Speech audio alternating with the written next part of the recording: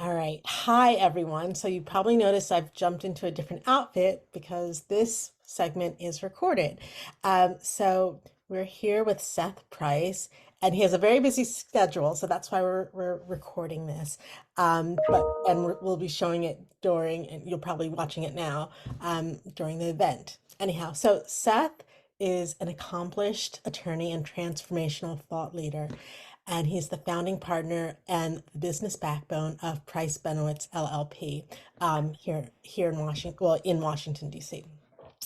And he is also the founder of Blue Shark Digital. So he took a law firm that was two people and scaled it up to 36 lawyers in less than a decade. And he's done the same or something similar in the digital space and taking a small company and really building it out.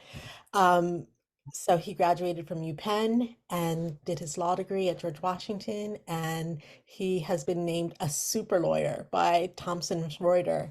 And he has also been named as the top 100 trial lawyer by the National Trial Lawyers. I met Seth at one of the law days that Price Benowitz had, and it was a really good event. It was you got to meet people. There were dogs there was food there, social media. So yeah, it was great, and he very kindly agreed to speak to us LLM students, and I'm sure there are a few JD students around too.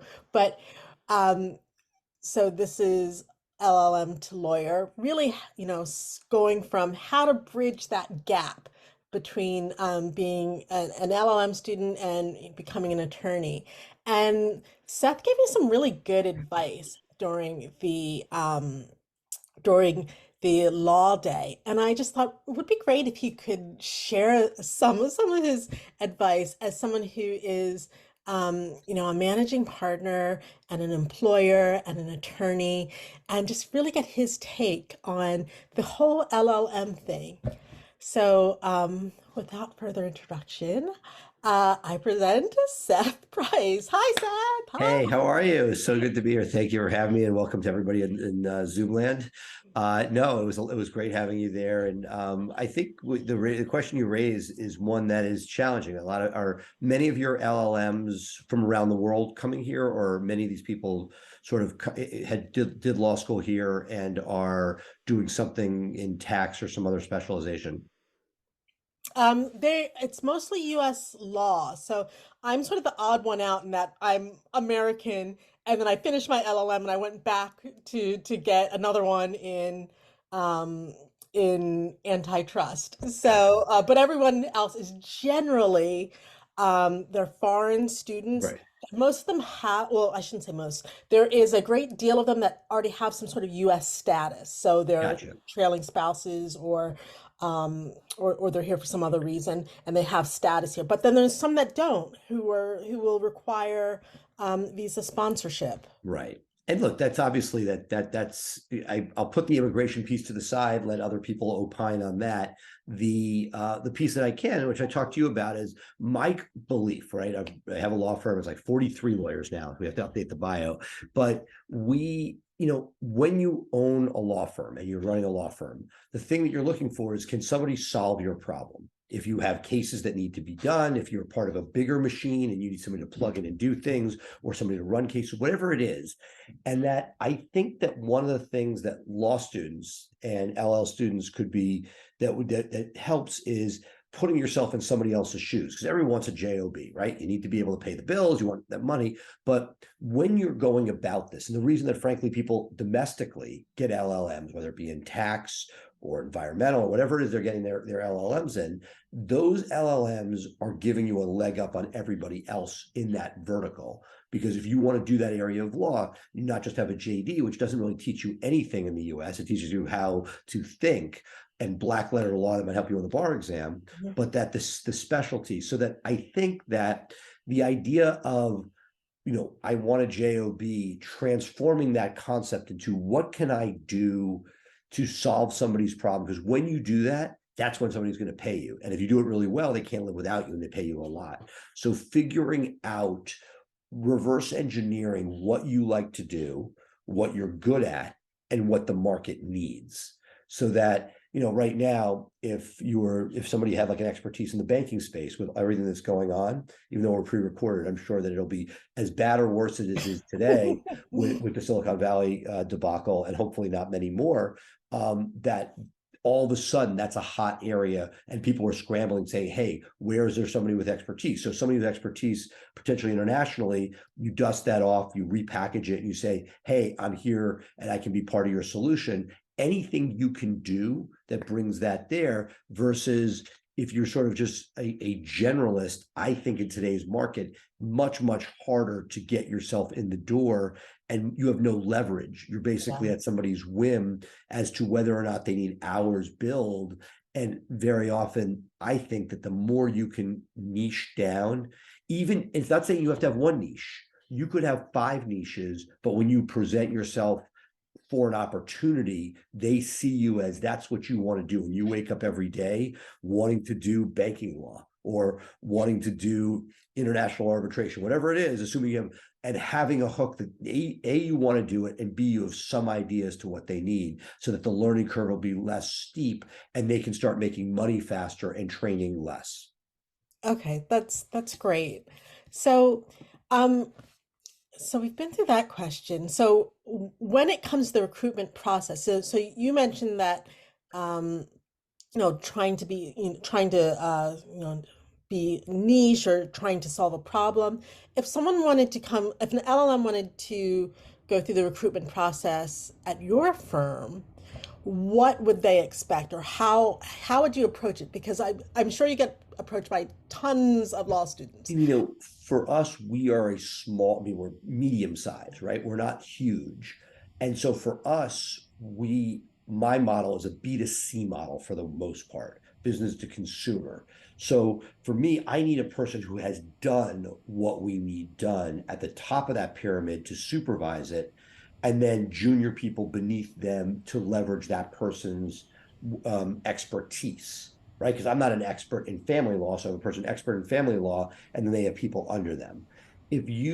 I would say you have 2 choices. One is to figure out a way to be at the top of that pyramid, saying, I can handle a caseload myself, which is harder for many of the people in that position, versus I can solve your problem. So this is crazy. Right now, family law is on fire, right? Wow. Everybody came out of COVID. They live with people for 2 years without leaving the house, and they came out. And I personally know more people getting divorced the last few years than like ever before. Not that there's not always issues, but the COVID really accelerated issues in relationships. That would be an example where people are so desperate for labor in that area that Yeah. that would be one that somebody might take somebody on even without huge deep expertise, assuming they knew had the US civil justice system. They'll figure out family under somebody's tutelage if they're bright and capable, because there's such a demand and so little knowledge. But to walk into a place that doesn't have that in place, where you're going to run something, you can't do that if you haven't done it before. So the real question is, are you going to be that clay that somebody helps mold, which doesn't give you much leverage? It's going to be a lot less exciting. You're almost putting yourself in the same hopper as first years coming out of law school generally, versus, hey, I have an expertise from wherever I'm from. I've done this, and let me leverage that in some way, so that, again, if you can figure out a hook that's going to put you in a situation markedly better than I'm allowed to, like, if there's a continuum, I can run cases and make you money today, versus I have the credentials and have passed a bar to be able to not get thrown in jail for practicing law. That's your continuum. If you can figure out how to push yourself towards I'm solving problems, that the better off it'll be. And again, it's not that you should put all your eggs in one basket, but you should definitely think about what baskets those are and then target accordingly, because I think you'll find much better success than if you're just like, I need a job, do you need somebody? Because most law firms, and again, speaking for the B2C world, wouldn't know what to do with an LLM graduate, Yeah. and that people end up without the US degree in administrative positions. And I would hope that there's a way to leverage that knowledge and have a leg up, even if it's not solving a problem, if it's closer to solving the problem than somebody who has zero experience. So I'm going to segue into like judicial clerkship. So as I mentioned in my email to you, so I've been offered a judicial clerkship in mass tort, which is, I've done well in tort. It's something that I've thought about, like just general tort, but I've never really, I didn't even really know that mass tort was a thing that you could. Congratulations. What does a judicial clerkship in mass tort look like? It looks like working for the first judicial district, clerking for 4 different judges. So, just, I guess, writing decisions, reviewing stuff, I guess. So that's But to me, that is an awesome opportunity, because it's putting somebody, and again, you're not the typical audience member that we're listening to here, but if somebody's able to score that, it makes you more mainstream, and not, oh, it's an LLM student, versus, hey, it's somebody who's just finished a judicial clerkship, and there's a natural on-ramp to law firms. Those judges have connections and they'll help you land. And so to me, that's pay dirt, right? So if right. you're not, if you, we were talking about when we were talking before about solving somebody's problem. Here, you're going to go. You have a place. They're going to pay you. They're going to train you, and you're going to experience. Plus, you have a whole sort of network of places to go afterwards. So it's almost like a paid, not audition, but a paid education in order to sort of prepare you for that next step. Because at very least, the people that appear in front of that court will have an interest in you. That at very least you have that. Not to mention that you may get further things if people see you from the extended network you'll build. And part of that's what's important. I think one of the hard things about the LLM program is you have this awesome network of people, but none of them are established. And Yeah. so, not that you don't have amazing people, but that the more that you can network with people outside of that world, and time is valuable, right? Meaning starting that early. I'm a huge network. I'm a huge believer in networking. I have used, LinkedIn is fine, but Facebook, in my opinion, is even better. I use it. I'm middle-aged, so I use Facebook for talking to friends at both college, law school, childhood, business associates. And it's a way of communicating. And I have found that if you are able to not reach out and just say, hey, can you hire me, but become part of a circle, ask for advice, become part of a network, that you can form online friendships very often that then will pay dividends. If it's not an immediate ask saying, hey, what do you know? But if somebody feels they know you and you're saying, hey, I'm getting ready to start this job search, who do you expect I should talk to? You're going to be received as even though you haven't necessarily even broken bread with somebody, but you've created your own mini network online. I think that would go a long way. So I noticed that you've brought that ethos into your law firm, like because you have a really good social media presence. Like, the law firm, like you guys are on Instagram, you're on Facebook, you're on LinkedIn, you're reaching out, you're doing law days. I don't see that same thing happening with a lot of other firms. But we're a B2C firm. So our people, anybody listening, if somebody's injured and you're licensed, we can pay a 1/3 referral fee. So everybody on this call is a potential co-counsel for us in the future. We do criminal, we do family, do immigration, trust and estates. We do all those things. So the point is, how do we, that's why we have that presence. But for each person here, they're doing their own marketing. And so look, you're not going to love them all, but if you love LinkedIn, you can do a lot of damage on LinkedIn. If you love Facebook, you can do a lot of damage on Facebook. Twitter, same thing. There are entire communities out there that you can become a part of. And to me, it's sweat equity. You got nothing to lose, and you're building that. Now, look, there's nothing better than coffees or breaking bread, but I'm also a big believer. If there's an industry you want to be in, go to the top, invite somebody for coffee. You get turned down a few times. If 2 out of 5 people take you up, and one of those 2 is going to put you off a few times, start early, take meetings. If you go without an ask, like, I want a job, people are much more receptive to giving advice. And by the end of it, they want to help you.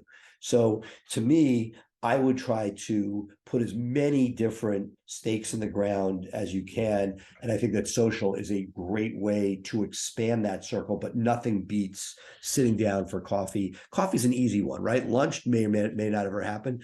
Who doesn't drink coffee? And if they say don't drink coffee, we'll go for tea. And if you really want to be aggressive, I'll bring, what do you drink? I'm going to come by. I'd love to just, hear about your practice. I'm trying to get myself positioned as I graduate from the LLM program and want to just, and you're just trying to get somebody to sort of buy in and see you and give you as much perspective. And frankly, at the end of the day, connections as possible. I'll conclude with this story, which was, a friend of the family.